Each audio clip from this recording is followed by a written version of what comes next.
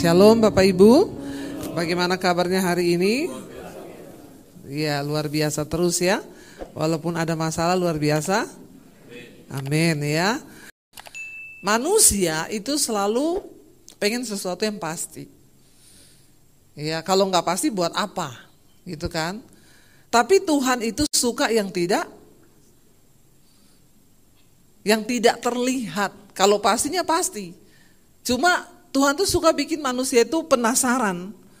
Ya, bayangkan Abraham tuh berangkat ke satu negeri yang dia belum lihat, dia belum tahu, belum jadi miliknya, dan ya nggak tahu arahnya kemana. Abraham berangkat. Ya, kita sekarang bersyukur ada Google Maps, saudara. Jadi kita bisa tahu mau kemana itu tahu. Ya. Dan sekarang itu kan banyak yang bilang, ya tapi Bu kalau sinyalnya kurang, waduh ya bahaya juga ya di tengah jalan. Google Map bilang ya sinyal hilang, terus dia muter-muter begini, ya dia pusing, kita juga pusing ya. Tapi kita coba bayangkan Abraham, negeri itu belum jadi miliknya, tidak dikasih tahu tempatnya. Kenapa dia dikatakan bapak beriman? Karena dia taat. Dan ayat dikatakan di sana kata-kata ini karena apa? Karena iman. Apa itu iman? Kalau kita lihat Ibrani pasal 11 ayat yang pertama, iman adalah dasar dari segala sesuatu yang kita harapkan dan bukti dari segala sesuatu yang belum kita lihat. Jadi di dalam iman itu ada dua unsur yang penting. Di dalam iman ada pengharapan, ada harapan, tapi juga ada bukti. Kira-kira berat enggak ini saudara? Apa yang hari ini saudara sedang harapkan? Ya, saudara harap masa depan yang baik, saudara harap rumah tanggamu baik, saudara harap anak-anakmu baik, dapat jodoh yang baik, saudara harapkan keuanganmu semakin baik. Tentu yang namanya harapan itu semua yang baik. Gak mungkin orang berharap mudah-mudahan bisnisku bangkrut. Itu orang gila ya. Tapi yang namanya harapan itu semua yang baik. Nah di dalam iman itu ada harapan dan bukti. Kita belum lihat, baru diharapkan. Tapi kita disuruh percaya bahwa kita sudah terima itu. Dan ini bukan hanya teori, Abraham melakukannya. Ya, dia diberi sebuah pengharapan oleh Tuhan, dikasih tanah pusaka. Tapi tanah itu dia belum lihat. Dan dia gak tahu kemana. Apa yang membuat akhirnya Abraham bisa ketemu tanah itu? Zaman perjanjian lama saudara. Ya zaman itu dulu gak kayak zaman sekarang. Ya mereka berjalan itu melewati hutan. Belum ada tol seperti sekarang. Belum ada aspal seperti sekarang. Belum ada listrik. Belum ada mobil. Ya, sulit nggak bagi Abraham untuk cari tempat yang Tuhan mau kasih? Tentu sulit. Ya, Tuhan tuh nggak ngomong gini, Abraham, nanti kamu jalan ya, sampai di situ tuh ada perempatan. Nanti kamu jangan ke kanan, kamu belok kiri. Nah setelah kiri itu kamu lurus saja, ada pohon besar di situ, ada di samping pohon itu tanah yang mau tak kasih. Tuhan tuh kan nggak ngomong begitu. Cuma disuruh ayo pergi, tinggalkan keluargamu ke satu negeri yang akan aku berikan dan belum tahu tempatnya. Tapi dikatakan karena iman. Saudara, ya pastikan kau tidak hilang sinyal dengan Tuhan, amin. Itu yang akan membuat kau mengerti dan tahu kemana arah Tuhan tuh mau bawa. Keluargamu, rumah tanggamu, bisnismu, pekerjaanmu. Ya, kenapa Abraham berhasil menemukan tempat itu? Karena Alkitab mencatat setiap kali dia berhenti di satu tempat, Abraham itu membangun mesbah. Dia nggak hilang kontak dengan Tuhan. Seperti halnya Google Map, kita jalan pakai handphone, dia bilang 500 meter belok kanan. Ya, di depan ada pertigaan, tetap di kiri di pertigaan. Jadi kita tahu nih masih 500 meter, dia udah kasih tahu. Oh di depannya ada pertigaan loh. Bahkan kadang-kadang hati-hati di depan ada polisi. Ya, Waze kasih tahu, ya, hati-hati di depan ada polisi. Ya, jadi kita sudah mulai bisa atur langkah. Saudara, pada zaman itu nggak ada yang bisa menuntun seperti itu. Tapi kalau kita pakai Google Map, pastikan HP-mu tuh nggak lowbat, apalagi mati. Kalau HP-mu mati, habis baterai, maka kau tidak akan menemukan jalan. Atau sinyalnya putus, kau tidak temukan jalan. Saudara, apa yang terjadi hari-hari? Kenapa kita nggak bisa mencapai tujuan Tuhan dalam hidup kita? Karena imanmu mati. Providernya mati. Ya, bagaimana mungkin tanya sama Tuhan? Baca Alkitab aja nggak pernah. Halo Bapak-bapak? Ya, tapi ada di sini bapak-bapak yang sudah tamat baca Alkitab loh. Coba berapa banyak yang sudah tamat baca Alkitab? Ambil sepeda di bawah. Sepedanya siapa nggak tahu. Ya, harus baca Alkitab biar tahu ya bahwa jalan Tuhan tuh kayak begini. Lah kalau sudah nggak pernah baca Alkitab, bagaimana tahu jalan Tuhan? Apalagi doa nggak pernah. Dengerin khotbah nggak pernah. Sekarang tuh ada YouTube, saudara tinggal denger supaya dicas lagi imanmu hidup. Lah kalau kita ini mau ngerti jalan Tuhan tapi ya imannya mati, bagaimana Tuhan bisa bicara? Ya Abraham itu taat saudara, karena iman. Jadi dia pergi tinggalin tempat yang dia belum, yang menuju tempat yang dia belum tahu. Tapi dengan iman dia berjalan. Ayat 9 dikatakan karena iman. Akhirnya apa? Ia diam di tanah yang dijanjikan itu seolah-olah di suatu tanah asing. Dan di situ ia tinggal di kemah dengan Ishak dan Yakub yang turut menjadi ahli waris janji yang satu itu. Ya. Ketika Tuhan berfirman saudara, itu dalam Kejadian pasal 12 ayat 1 sampai 5. Ya, dikatakan di sana Tuhan bilang, pergilah dari negerimu, dari sanak saudaramu dan dari rumah bapakmu ini ke negeri yang akan kutunjukkan kepadamu. Itu adalah satu tempat yang sudah nyaman, sudah aman. Ya, dia punya warisan rumah dari keluarganya. Manusia itu tidak suka yang tidak nyaman. Ya, manusia itu suka kenyamanan. Ya kita suka, udah diam di sini aja lah, ya udah aman. Tapi Tuhan itu nggak suka kita berdiam di tempat yang aman dan nyaman. Ya zona nyaman itu sangat berbahaya sekali. Karena itu ketika kita ada pergumulan, ada tantangan, bersyukur Tuhan mau kita naik level di dalam iman kita. Amin saudara.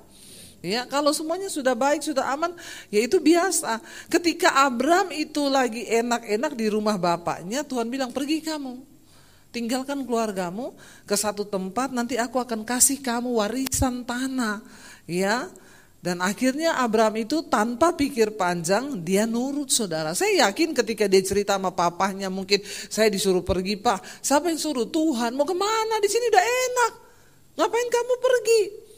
Saudara, kita semua harus menerima panggilan Tuhan dalam hidup kita supaya imanmu itu aktif. Banyak orang yang tidak membiarkan imannya itu aktif. Coba temukan apa panggilan Tuhan atas hidupmu saudara. Bilang, Tuhan bicara Tuhan, kasih tahu aku, tuntun aku. Panggilan imanku itu sebenarnya apa Tuhan? Ya, ayo lakukan sesuatu yang besar. Hidupmu akan gitu-gitu saja selama kau tidak berani terima tantangan. Orang-orang yang hebat itu mereka berani bayar harga, tinggalkan kenyamanan. Loh, ketika saya temukan panggilan Tuhan atas hidup saya saudara, ya mirip sama Abraham, tinggalkan keluarga. Dan saya tahu itu ketidaknyamanan. Di perjalanan itu enggak enak. Ya, kita sudah enak-enak tidur di rumah orang tua kita, makan ada makanan, minum ada minuman, mau apa aja fasilitas lengkap. Suruh pergi, tinggalkan. Ya enggak enak, dia harus berdiam di tenda demi tenda. Tapi itulah hidup. Waktu engkau mau mencapai tujuan Tuhan, maka engkau harus berani bayar harga ketidaknyamanan di dalam hidup ini.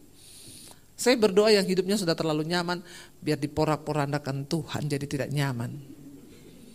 Bilang amin dong. Ya, supaya kau tidak punya iman gampangan. Ya, benar saudara. Jalani ketidaknyamanan itu. Ya, saya jalani, saya berharga setiap hari. Sudah menikah, enak-enakan dengan suami di Solo, udah punya rumah, punya usaha. Tiba-tiba Tuhan bilang lagi, tinggalkan rumahmu yang nyaman ini, pergi ke satu negeri yang akan aku kasih tahu. Sampai saya bilang, Tuhan, kok enggak berhenti-berhenti ya kau itu dengan saya? Dulu saya masih di rumah keluarga saya, kau suruh pergi. Sekarang saya sudah punya anak 3, punya suami, punya rumah. Kita baru beli rumah, baru 2 tahun nempati rumah itu. Tiba-tiba saya dapat suara Tuhan, saya tengking terus dalam nama Yesus. Ya saya nggak mau saudara, karena itu berat lagi, bergumul lagi. Tapi Tuhan bilang nggak, sudah cukup. Kalau kamu coba di sini terus, kamu tuh pengangguran loh di mataku. Walaupun kau pelayanan siang malam, kalau kau tidak melakukan apa yang aku mau, kamu tuh pelayananmu itu pengangguran di hadapanku. Coba saudara, ya itu nggak mudah. Mengikuti Tuhan, berjalan dalam panggilan Tuhan tuh bukan sesuatu yang gampang. Tapi Tuhan tuh suka dengan orang-orang yang mau bayar harga. Ya, jangan anggap enteng saudara. Kita harus menjadi besar dengan iman yang besar. Ya, pergumulannya juga besar, amin. Jangan lihat saya yang sekarang. Akhirnya kami tinggalkan kota Solo, kami berangkat ke Jakarta, memulai sesuatu yang sangat tidak enak. Saudara udah dengar kesaksian saya berkali-kali. Ya bagaimana kami harus tinggalkan segala kenyamanan. Tapi nggak apa-apa. Ya akhirnya kami melihat janji Tuhan tuh mulai digenapi. Lalu saya dapat visi lagi, Tuhan bilang bangun sekolah Alkitab. Saya bilang Tuhan saya ini siapa? Kenapa Tuhan gak suruh orang-orang lain sana? Yang dia punya harta, punya uang, punya titel yang bagus, kenapa saya? Tapi Tuhan bilang enggak, aku tuh gak cari orang pintar, gak cari orang hebat. Ya, aku cuma cari orang yang punya iman. Karena dengan iman itulah semua proyekku di bumi ini akan terlaksana. Loh kita akhirnya ya dengan iman aja kita berjalan. Saya cuma nangis, tetesan air mata. Ya udah Tuhan, memang saya cuma punya iman. Saya nggak punya tabungan puluhan miliar untuk kalau ada begitu kan gampang. Makanya waktu Tuhan suruh kita juga pindah dari Solo, anak saya 3. Saya bilang Tuhan kalau ada uang 5M di rekening saya akan bilang kemana pindah Tuhan? Ayo toh, ya saya jabanin.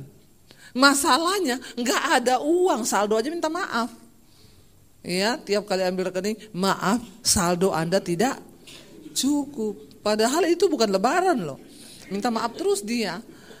Dan saat itu Tuhan suruh saya bawa dengan anak 3 saya pindah. Itu bagaimana ceritanya? Ya kalau nggak ada iman saudara nggak bisa terjadi. Tapi saya juga melihat kalau kami nggak waktu itu nggak taat, maka ya tidak akan ada pelayanan kami yang seperti hari ini kan. Kami tidak akan melihat sesuatu yang besar itu. Bulan Juni tanggal 20, angkatan pertama sekolah Alkitab saya lulusan. Ya, kita bawa semua ke Jakarta. Mereka lulus nanti di Mesbado onsite tanggal 20. Besoknya bawa jalan-jalan ke Dufan lah biar seneng. Sebelum pulang ke kampung untuk pelayanan. Ya, karena mereka rata-rata belum pernah injak kota Jakarta.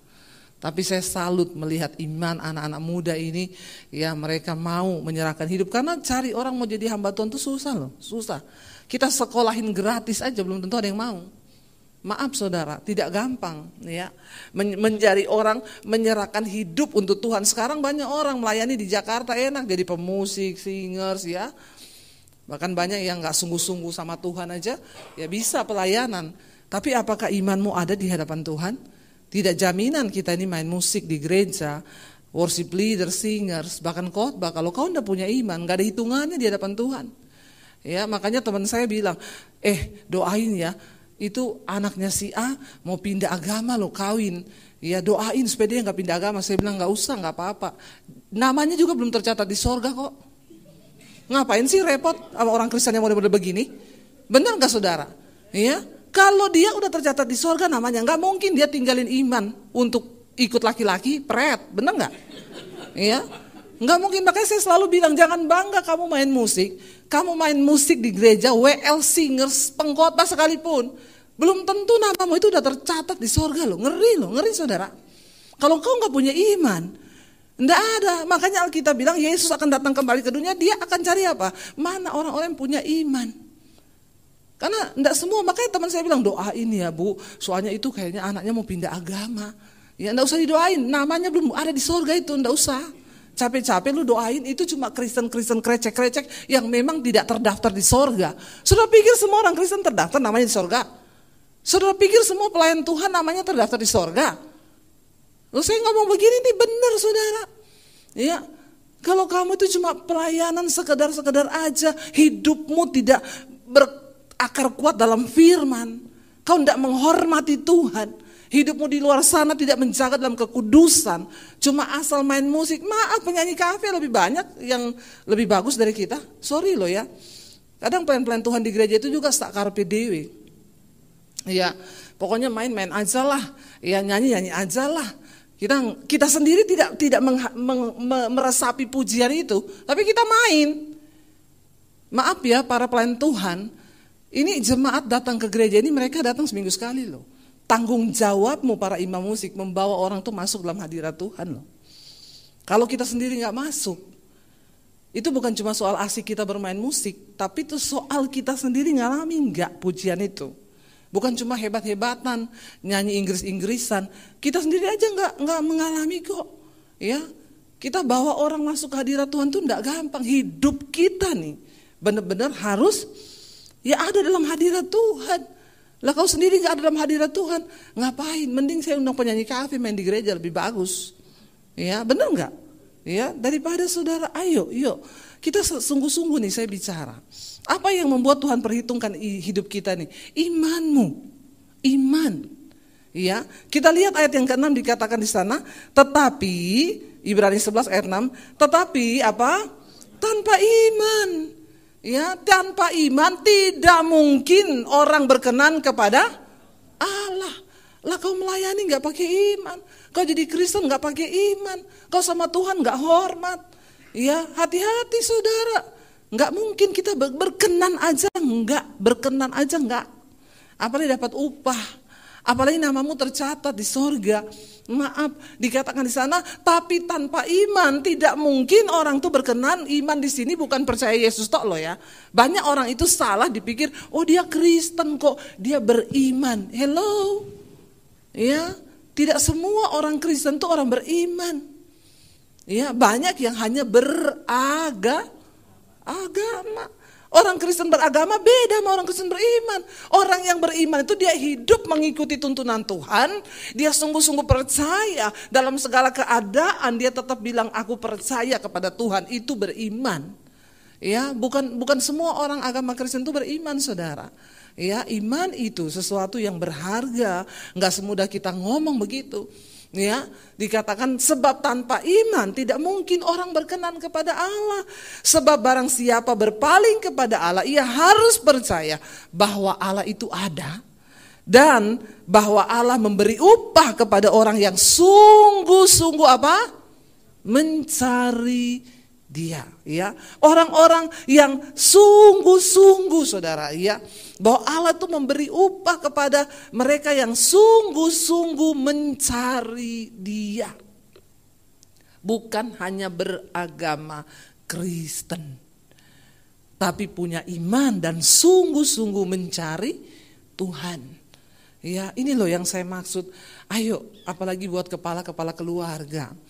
Ya, kaum pria hari ini. Ya, engkau di sampingmu itu ada istri dan anakmu. Yang engkau harus membawa mereka untuk bertemu dengan Tuhan. Tapi kalau kita sendiri nggak ketemu Tuhan, bagaimana kita bisa bawa keluarga kita ketemu Tuhan?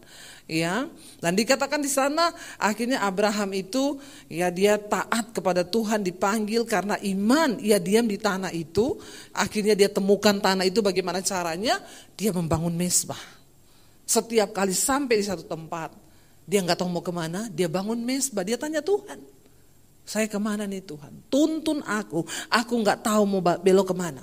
Karena Alkitab mencatat dia nggak tahu tempat itu, dan Tuhan belum kasih tahu. Ya, untuk bisa tahu bagaimana, dia bangun mezbah. Setiap kali dia berhenti di satu tempat, dia bangun mezbah, dia tanya Tuhan. Bapak-bapak kepala keluarga, adakah mezbah kau bangun dalam hidupmu?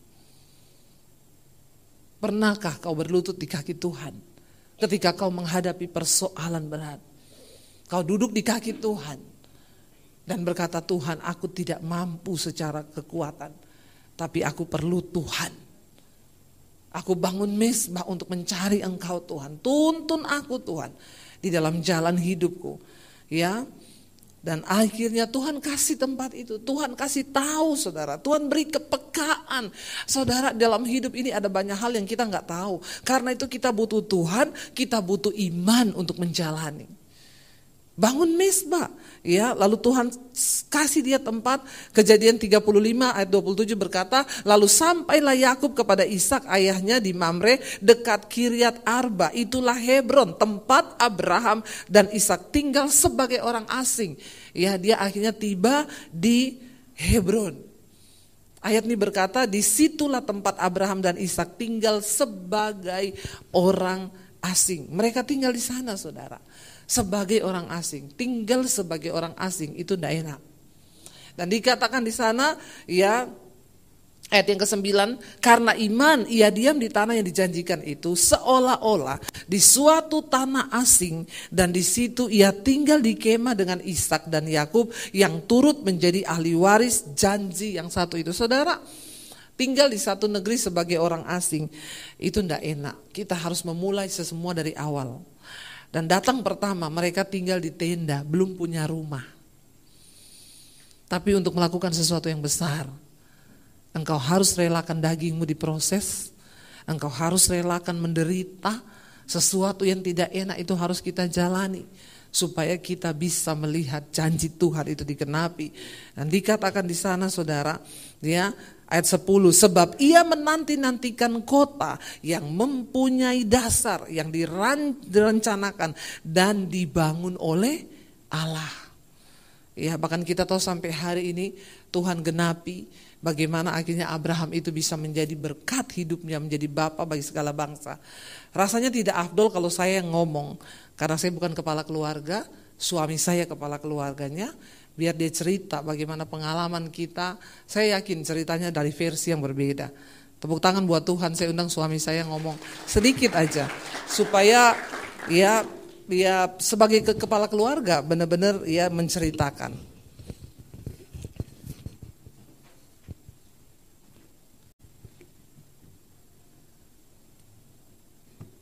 Shalom. Ya, ini tidak ada di skenario, sebenarnya saya nggak maju.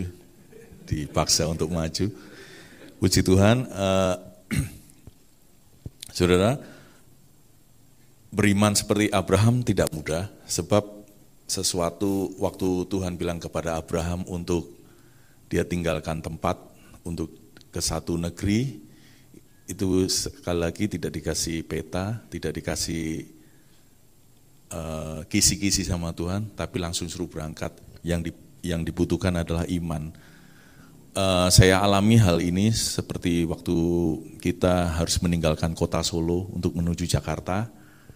Saya sebagai kepala rumah tangga, waktu itu kita berdoa dan konfirmasi demi konfirmasi bahwa Tuhan bilang tinggalkan kota Solo. Seperti yang tadi dibicarakan sama istri saya, kita sudah nyaman di kota Solo, sebab di Solo kita sudah beli rumah, sudah ada usaha, tidak lebih dan tidak kurang, artinya cukup. Untuk kehidupan cukup, dan kami baru menikmati rumah baru 2 tahun, baru merasakan nikmatnya punya rumah dan punya rumah tangga yang indah, punya pekerjaan, punya semuanya. Tiba-tiba Tuhan bilang tinggalkan kota Solo, pergi ke Jakarta. Maaf, di Jakarta saya tidak punya family, di Jakarta saya tidak punya sesuatu yang harus saya pegang. Tapi konfirmasi demi konfirmasi, mengikuti suara Tuhan, akhirnya kita pergi dari Solo ke Jakarta. Waktu sampai di Jakarta, Tuhan tutup link-link yang ada dari saya sama istri.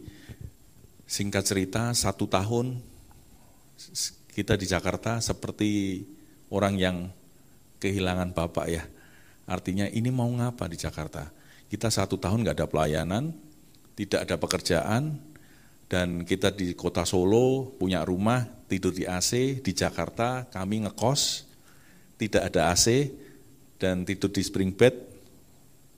Bednya sudah enggak ada, tinggal springnya. Jadi kita selama 1 tahun benar-benar kita hidup cuma menggenapi rencana Tuhan di Jakarta ini. Waktu saya sampai di Jakarta, saya sebagai kepala rumah tangga, saya selalu berpikir gini, Tuhan, mengikut Tuhan kok enggak enak. Ini suara Tuhan dengan konfirmasi demi konfirmasi untuk tinggalkan kota Solo, untuk pergi ke Jakarta, tanpa harapan, tanpa kita harus bergantung kepada siapa, semuanya nol. Dan 1 tahun tidak ada pelayanan, kami hanya duduk termenung dan jalan-jalan keliling, sampai di mana-mana, sampai daftar-daftar pelayanan, sampai apa-apa. Tapi Tuhan izinkan semuanya tidak terjadi. Bahkan di satu titik saya berteriak sama Tuhan gini, Tuhan, ngikut Tuhan itu enggak gampang, ngikut Tuhan itu susah. Saya bilang, kalau di sini ada yang bilang gini, Tuhan, aku pengen dengar suara Tuhan. Dengar suara Tuhan pun tidak enak. Saya mau ngomong, tidak enak buat daging kita. Bahkan kita kan sok-sok rohani Tuhan, aku ingin mendengar suaramu. Begitu Tuhan ngomong, enggak enak saudara. Itu percayalah bahwa suara Tuhan itu tidak enak. Karena tidak enak buat daging kita, selalu bertentangan dengan daging. Daging maunya A, Tuhan bicara B. Di satu titik terendah saya protes sama Tuhan, dan bahkan saya di dalam doa saya ngomong gini, Tuhan masa bodoh dengan rencanamu. Saya hampir enggak percaya dengan suara Tuhan, saya hampir, padahal saya hidup melayani, tapi di satu titik saya terlalu berat. Maaf saudara, yang keuangan mulai ada, habis 1 tahun, dan cuma mengenapi suara Tuhan, rencana Tuhan. Saya sampai awalnya punya duit, pulang lihat anak masih di Solo, yang sering disaksikan istri saya, kita masih naik pesawat, masih oke. Kemudian mulai duit menipis, tidak ada pemasukan, mulai naik kereta, terus naik bus. Satu kali ada tawaran saya main musik, maaf ini saya dapat amplop, waktu itu saya buka, ada uang, saya nominal 200.000, saya bilang gini, kalau 200.000 kita dua-dua kangen sama anak, salah satu yang pulang, kamu atau aku yang pulang, karena 200.000 hanya bisa dapat tiket bus dari Jakarta Solo.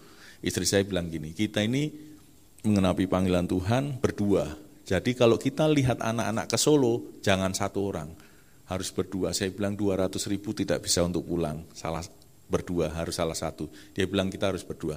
Saya cuma lihat di situ ada motor. Mau enggak non? Kita pulang naik motor hanya dengan 200.000 ini. Dia bilang, yuk kita pulang.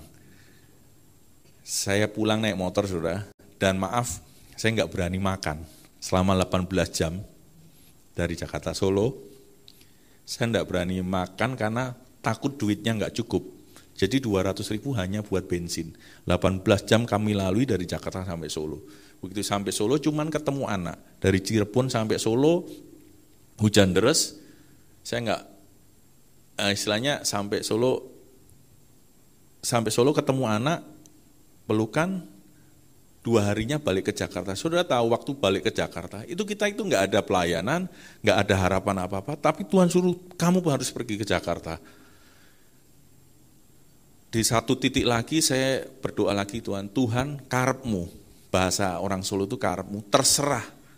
Saya sudah ngomong sama Tuhan dan saya ngomong sama istri saya gini, minggu depan kalau tidak ada apa-apa, saya akan pulang Solo dan saya tidak akan injak Jakarta lagi.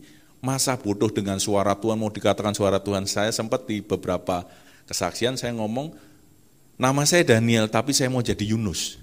Saudara tahu ceritanya Yunus? Yunus disuruh pergi Tuhan ke Niniwe.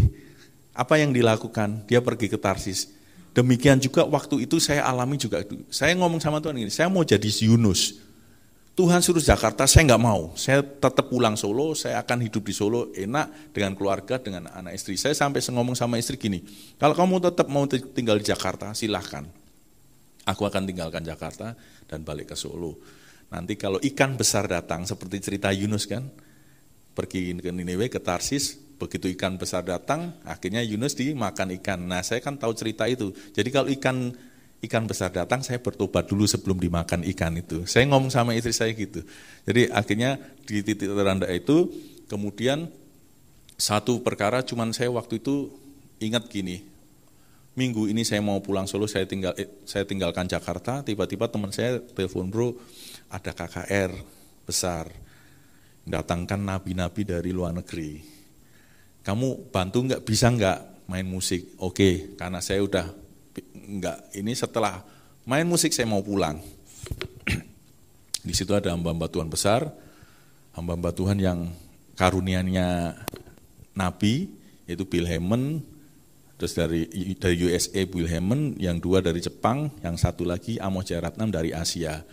Habis ibadah, waktu itu yang ngadain KKR-nya Pak Haritanu, KKR besar ribuan orang, Pak Rudi Tanu. Kemudian setelah ibadah selesai, biasakan dinubuatkan hamba-hamba Tuhan berdiri 1, 2, 3, 4, kemudian jemaatnya mulai satu-satu minta dinubuatin. Kemudian istri saya bilang gini, senggol saya, yuk sekali-sekali kita minta dinubuatkan. Sebab ini sudah buat saya sudah nggak mau dengar lagi suara Tuhan, tapi ya udahlah, nubuat ini mungkin yang terakhir buat saya. Kemudian disenggol istri saya maju ke depan, dia tanya saya pilih yang mana, saya pilih Bill Hammond. Kenapa Bill Hammond? Karena made in USA, biasanya talk chair. Kalau made in Asia, made in yang lain kayaknya kurang talk chair. Saya ngantri yang di barisan Bill Hammond. Waktu itu ngantrinya paling banyak. Nah, kemudian mulai ngantri, mulailah kurang beberapa orang saya di depan. Kemudian karena Asyar lihat saya pakai putih hitam, saya kan pelayan musik. Kemudian senggol saya, kamu pemain musik kan? Bisa nggak mundur dulu, biar ini pengusaha-pengusaha dulu yang dinubuatkan. Dari situ saya udah gini, saya tadi sebenarnya nggak mau diminta nubuatan, ya kan? Begitu maju disuruh mundur, kecewa nggak? Saya kecewa sekali, saat itu saya kecewa, gara-gara pakai hitam putih kan ini, pengusaha dulu yang maju. Kemudian saya mundur dan saya tidak ikutin barisan, saya kembali ke pemusik, saya bilang gini, Tuhan cuma mau minta nubuatan aja, dikecewakan kayak gini, ya udahlah, nggak usah minta nubuatan. Kemudian singkat cerita, Pak Amos Jayaratnam yang made in Asia, karena yang ngantri sedikit, dia udah selesai. Begitu selesai, dia duduk di dekat panggung musik. Teman saya WL, senggol saya, itu Pak Amos nganggur, minta nubuatan itu. Saya gini, Tuhan saya mintanya USA, kenapa dapatnya Asia? Ya udah saya maju, saya ketemu Pak Amos, Shalom Pak Amos, maaf bisa doakan kami, nubuatkan kami. Dia bilang, kecewa yang kedua, dia bilang gini, sorry ya, saya capek. Wih, saya saat itu gini, kecewa yang kedua kan, tadi suruh mundur, ini capek.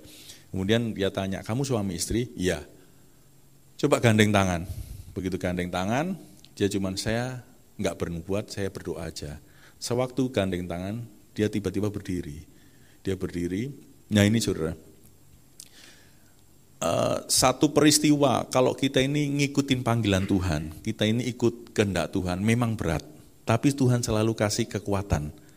Itu tadi Abraham juga kan, waktu mengalami hal yang Tuhan sebenarnya berat, tapi dia selalu bangun mezbah dan minta kekuatan dari Tuhan. Saat itu di titik terendah saya, tiba-tiba Pak Amos berdiri dan dia bilang gini, ada suara Tuhan kenceng buat kalian. Saya ditunjuk saudara. Saya ditunjuk, kamu manusia siapa yang mau, kamu baru berpikir manusia siapa yang tolong kamu di tempat ini. Tuhan bilang bukan manusia, aku yang akan tolong kamu. Itu kan yang saya pikirkan saudara. Saya baru berpikir manusia siapa yang tolong saya. Kemudian yang dua dia ngomong gini, ada perkara besar yang akan terjadi di tempat ini. Kamu baru berpikir mundur dari tempat ini.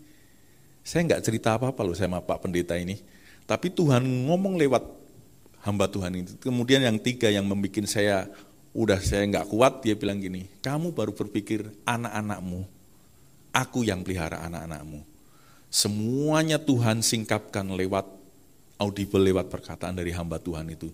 Dari situ saya kuat. Peristiwa itu, dan dia katakan ada perkara besar yang terjadi. Saya bilang yes, amin.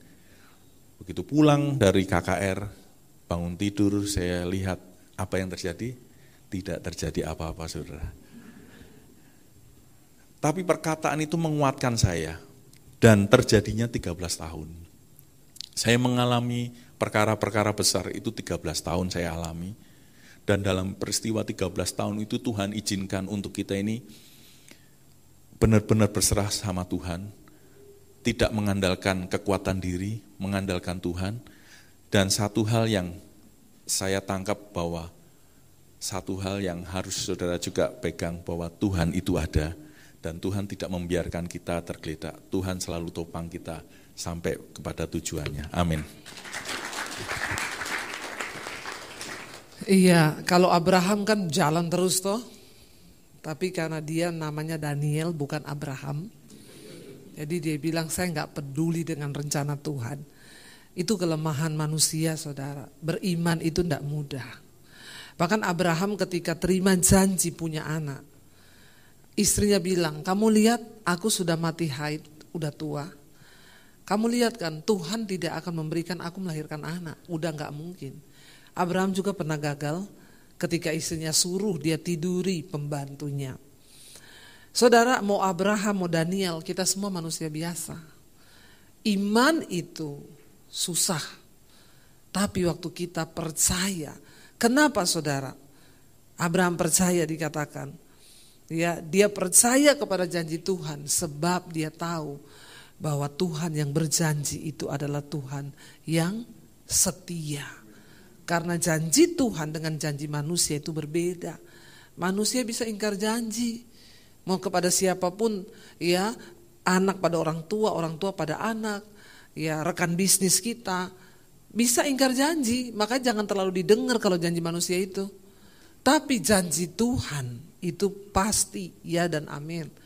Ya, suami saya hampir menyerah dan berkata, ya sudahlah, nggak usahlah janji-janji Tuhan, perencana Tuhan, apa itu? Hidup kita jadi seperti ini, bukan tambah maju.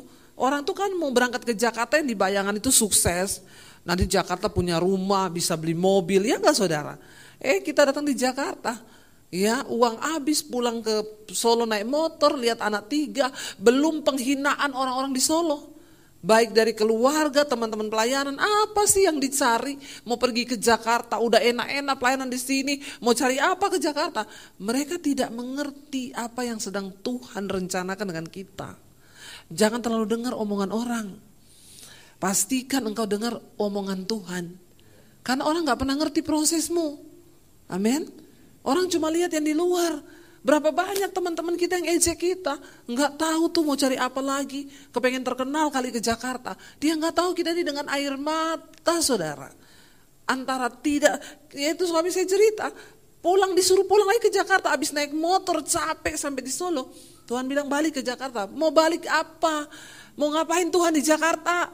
Nggak ada pelayanan. Kita ikut audisi musik, audisi singers, nggak ada yang lulus, semua ditutup, saking bagusnya. Bener, ya. Bahkan orang tutup jalan. Tapi semua itu Tuhan izinkan. Ya, Tuhan izinkan karena ada sebuah rencana Tuhan yang besar. Makanya hari ini saya mau berkata saudara, ya saya undang para imam musik maju ke depan. Ayo jalani dengan iman semuanya. Ya, apalagi kepala-kepala keluarga, jangan menyerah. Suami saya tadi ngomong dia sempat hampir memberontak dari Tuhan. Tapi kemudian dia kembali ke Tuhan, dia berdoa, ya, dan Tuhan teguhkan. Bayangkan Pak Amos doain kita langsung ngomong, jangan mundur satu langkah pun. Kamu lagi berpikir